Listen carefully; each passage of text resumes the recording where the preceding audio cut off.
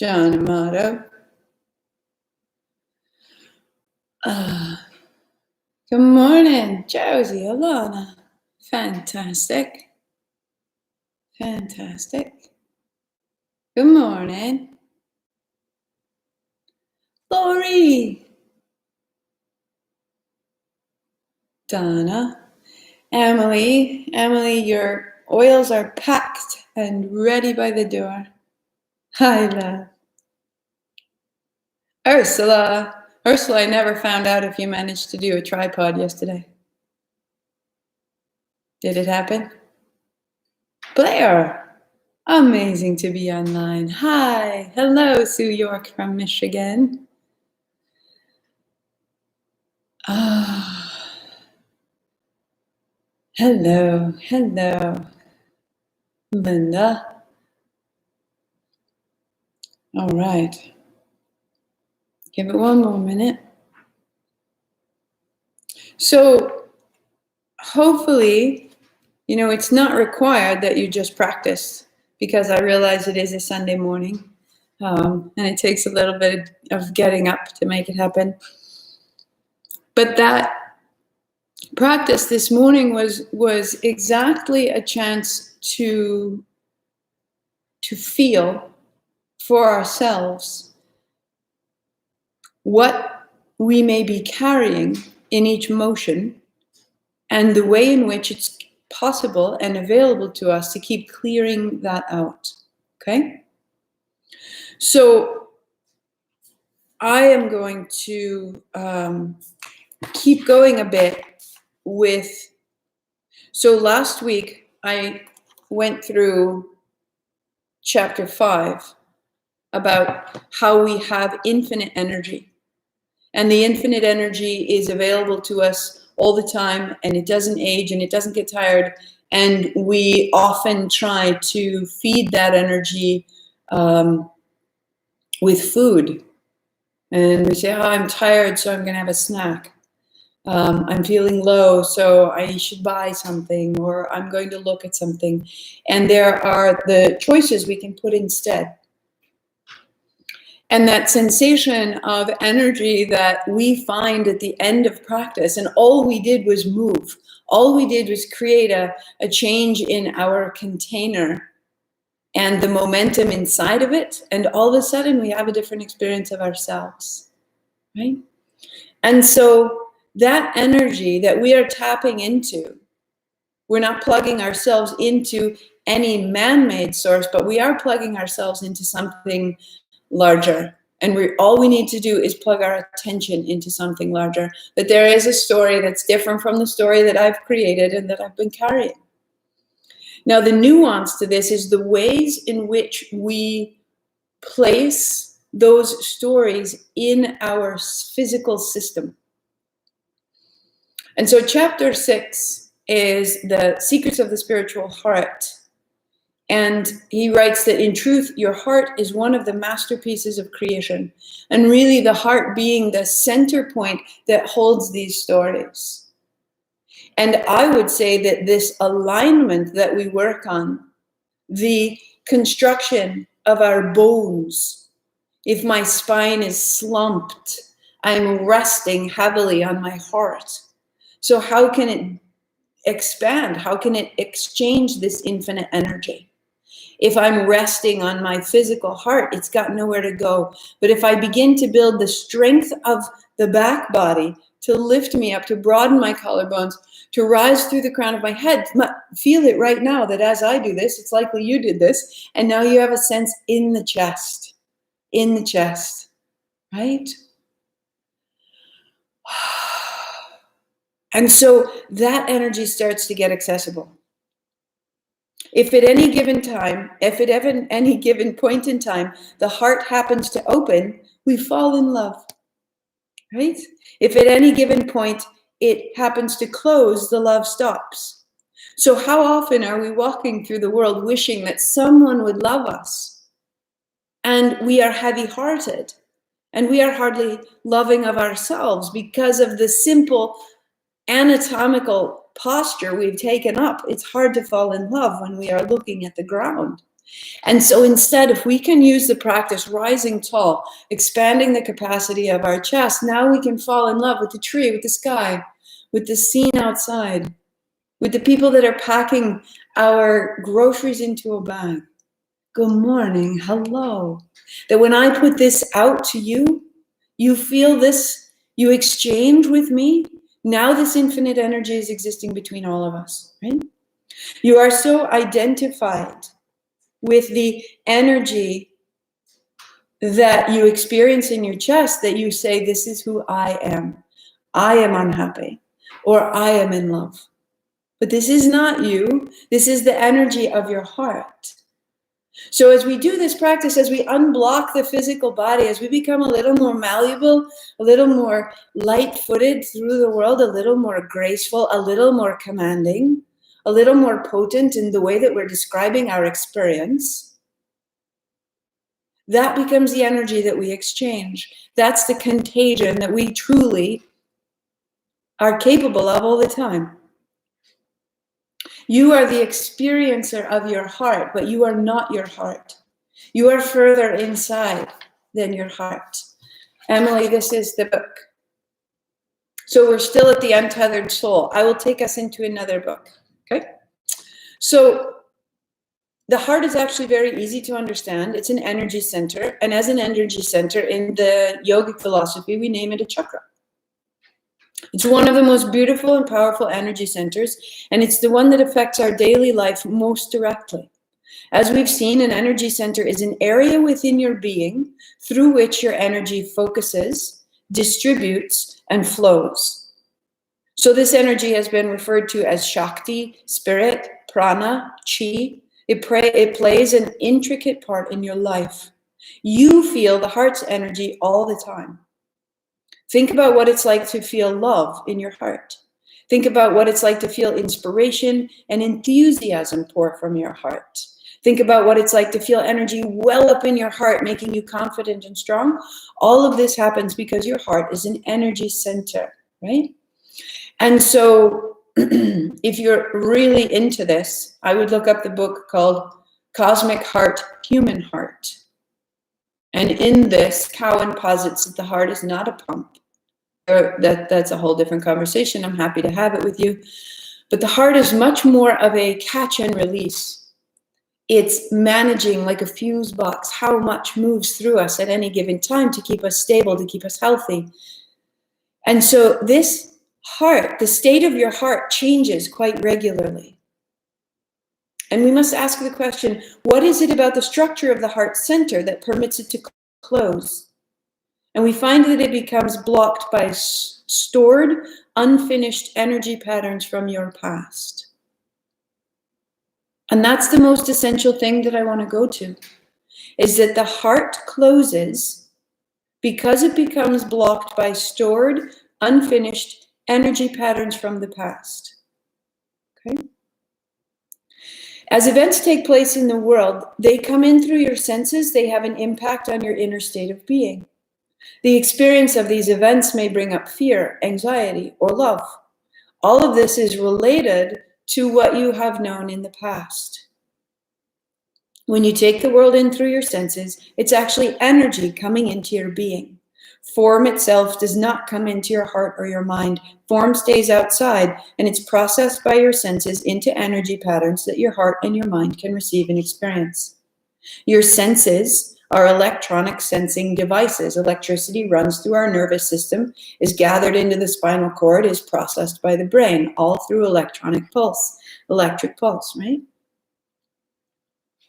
Now, if the energy patterns coming into you create disturbance, you will resist them and you will not allow them to pass through you. And when you do this, the energy patterns actually get blocked within you. And this is important. To better understand what it's like to have that stored within you, consider what would it be like if nothing was stored? What if everything just passed right through? For example, you're driving down a highway and you pass thousands and thousands of trees and they don't leave any impression on you. They go. As soon as you see them, they're released.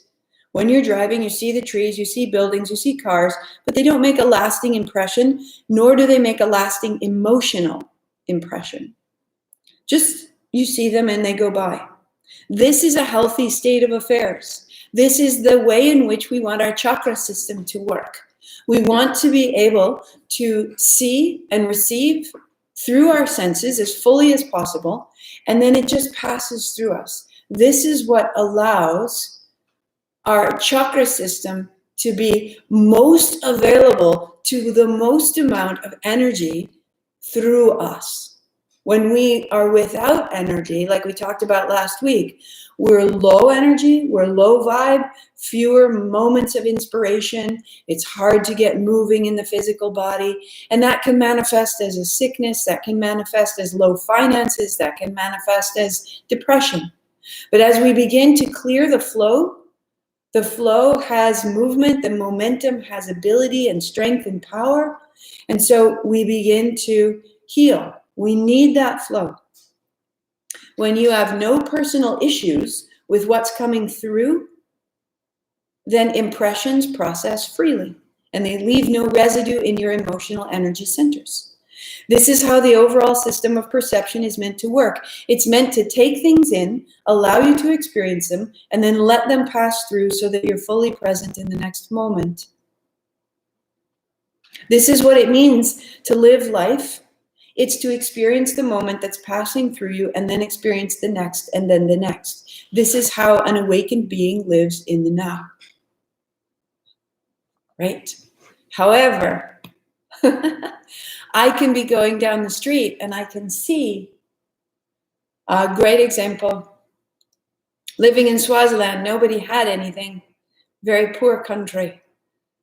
And so I'm in the bus and it goes by. And I look out the window and all the people that are outside, no problem, no problem. I see one person and that one person is wearing a t-shirt and it says, Wisconsin basketball champions. I earned that t-shirt. I was that basketball champion before we moved to Swaziland.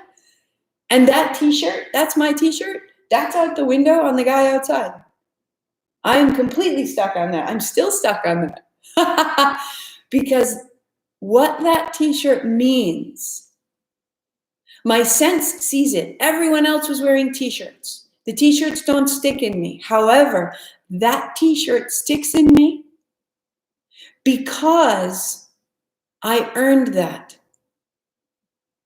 And somebody in my household saw someone on the street who needed a shirt, went into my room, took whatever they found, and gave it. And I'm glad they provided a t-shirt. I know that was needed. But what it felt like was that I didn't matter, and that the person on the street mattered more.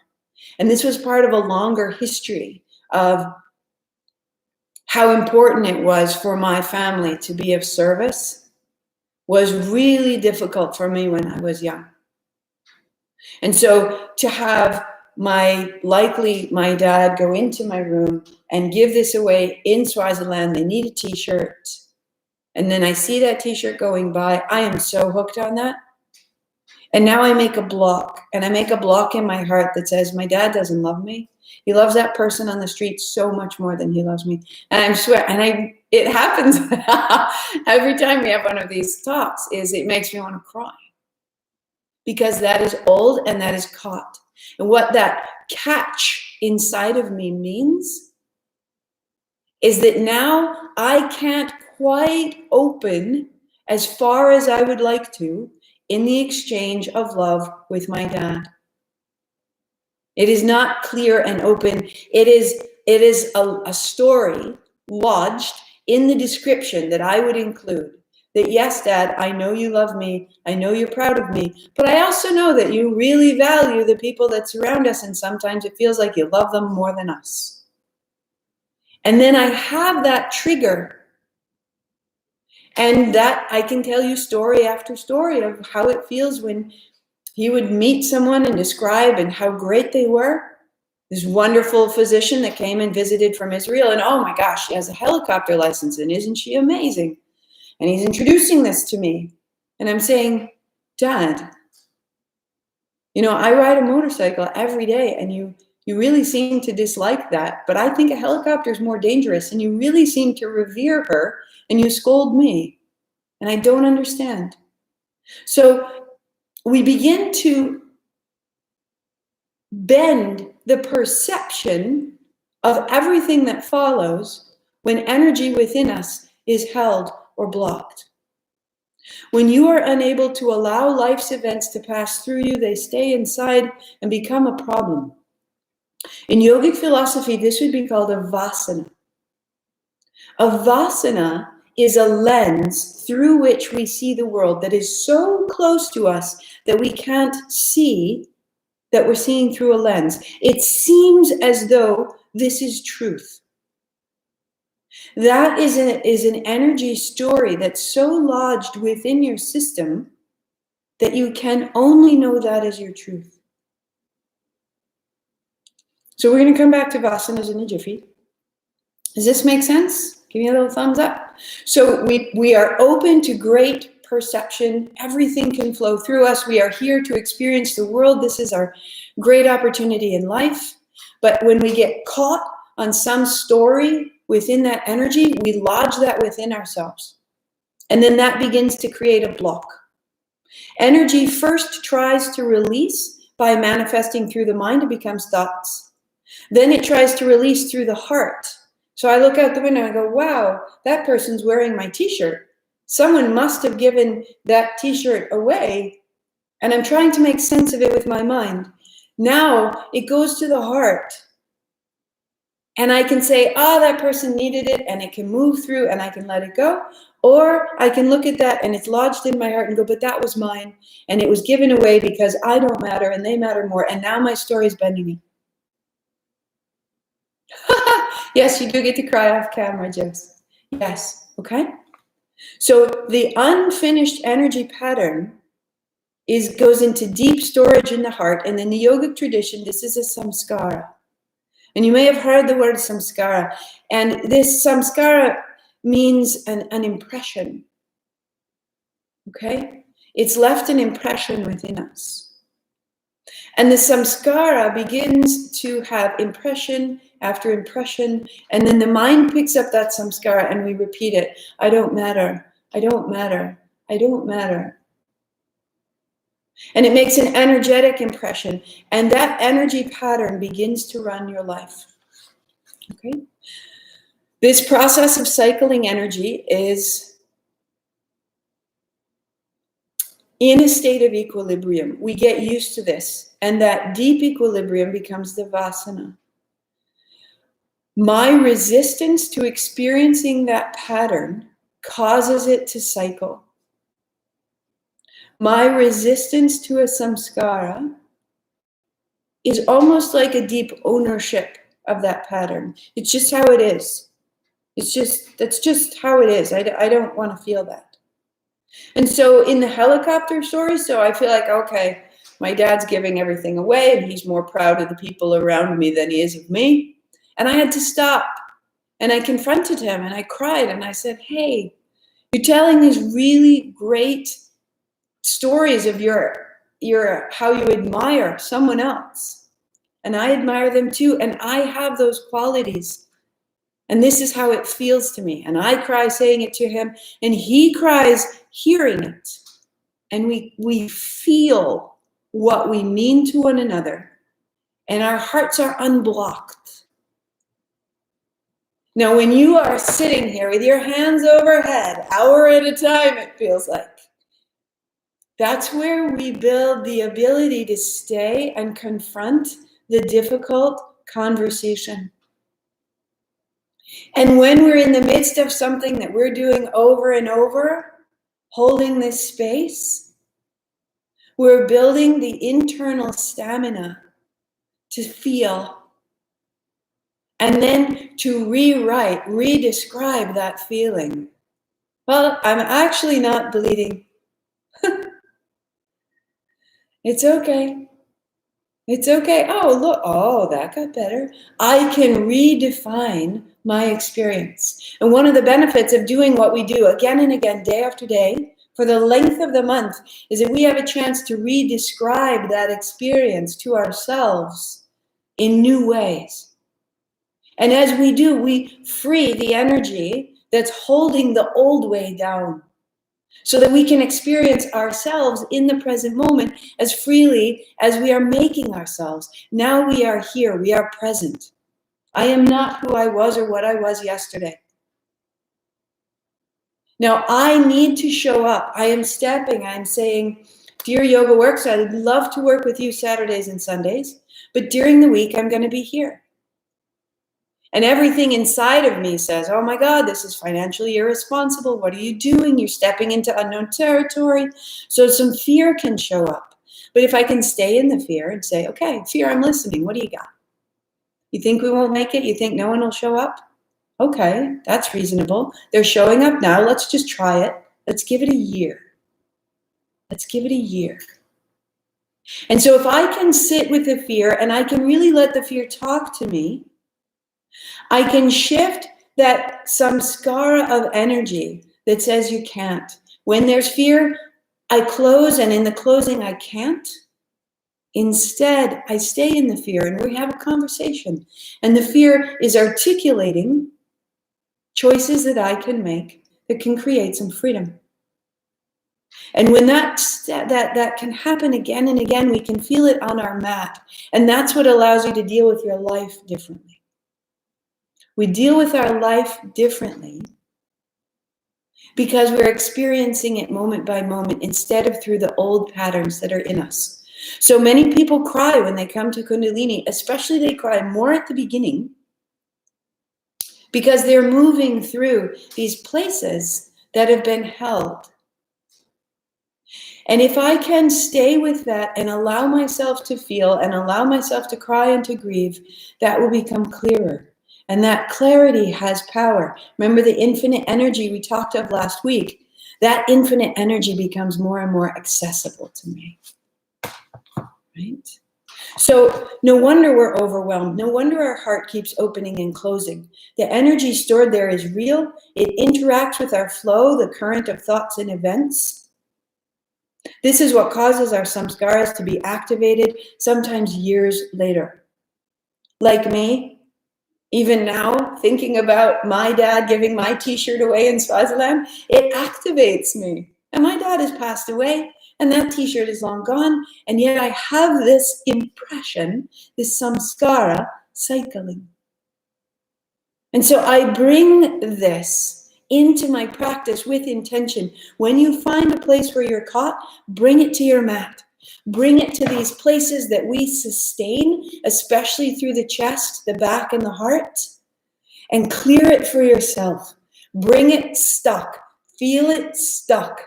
And then you are breathing into that story and you are giving yourself the opportunity to feel and re-describe that story so differently. Okay? That's what's happening. The chakra system is a means of organizing these patterns. And they're in an order. And that order is also in a direction, in a path from base to crown. And we'll get into it more. But we want to clear the stories from each of these energy centers. So we're unblocking the physical body and all these crazy random movements this month. Okay? So we unblock our physical joints, our holding, our connective tissue, our fascia, that liquid crystal full of history. And we begin to move the physical body allowed to tell a different story. And the right side starts to meet the left. And the freedom of our breathing and the strength of our physical body becomes accessible to become the strength of our mental body. And we can stay and we can feel. And I can say, Papa, I love you. Thank you. Right? So we move. We move the stories through us. We heal through our stories. Your story is your medicine. Our chakra system gets clearer. The blocks are stories that we have internalized in our mind that become a part of our physical body that we can rename, redescribe, re-inhabit, and find clarity.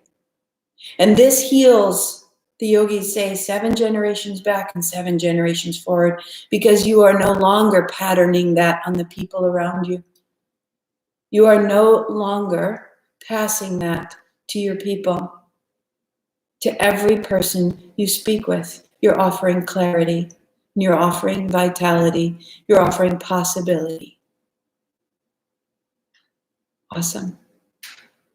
So we will take the unblocking of the physical body all this month. So keep that in mind. Bring your stories. Get this stuff moving. And then in June, the center, the heart of the year, the light of the Northern Hemisphere is the middle of June. So we are going to absolutely amplify heart energy. We built strength in March. We brought it to victory and tested ourselves in April. We're clarifying and getting it out so that we can use it in June, so we can be made of light. I had marked this page. So this is, I will be teaching out of this next month. And there is the chakra training that I had in the fall will be built and put up online. Just need a minute. So one last thing, that I really love her description of chakras. As mentioned before, the word chakra is a Sanskrit word meaning wheel or disc. It denotes a point of intersection where the mind and the body meet. The chakras are gateways between various dimensions. They're centers where activity in one dimension, like an emotion or a thought, connects and plays on another dimension, like the physical body. So when I see this experience out the bus window, I go, ah, and I have a physical response. That physical is hardened in my system to some degree, right? This interaction, in turn, plays on our interactions with others. It influences another dimension, our activities in the outside world. So the chakras are the gateways between emotions, physical body, inner world, outer world. They are a flow, they are a dynamic, they are a storehouse, and they are an intelligence, all at once. You are so astounding, loves, and these reside within you.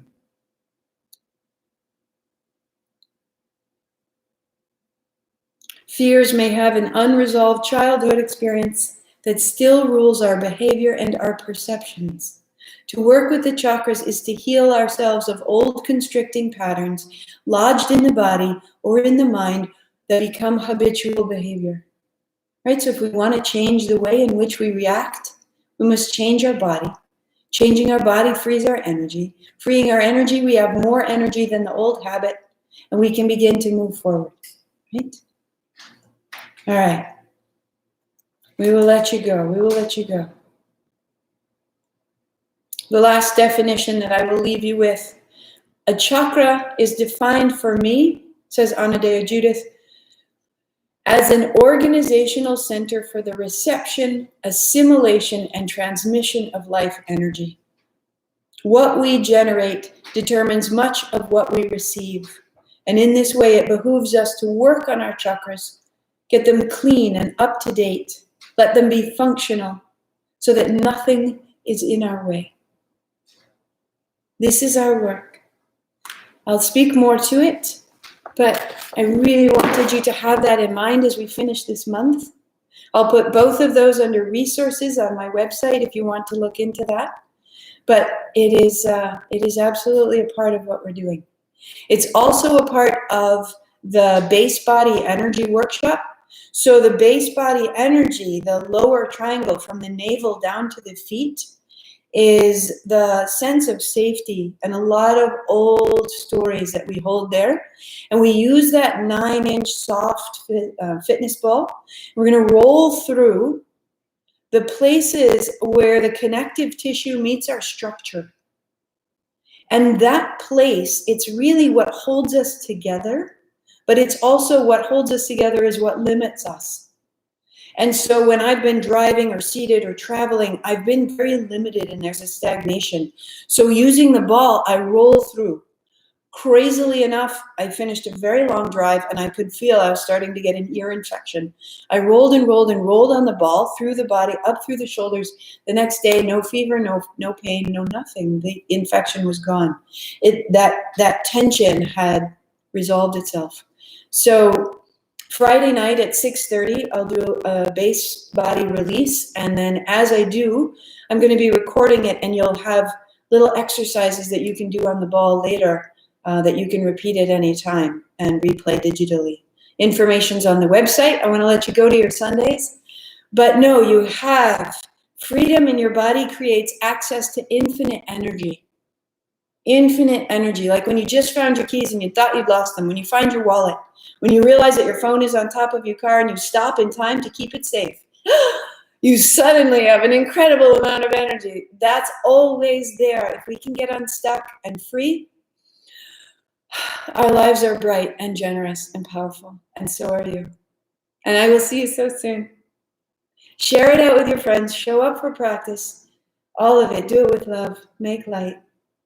I'll see you tomorrow at noon. Sat Nam. Namaste.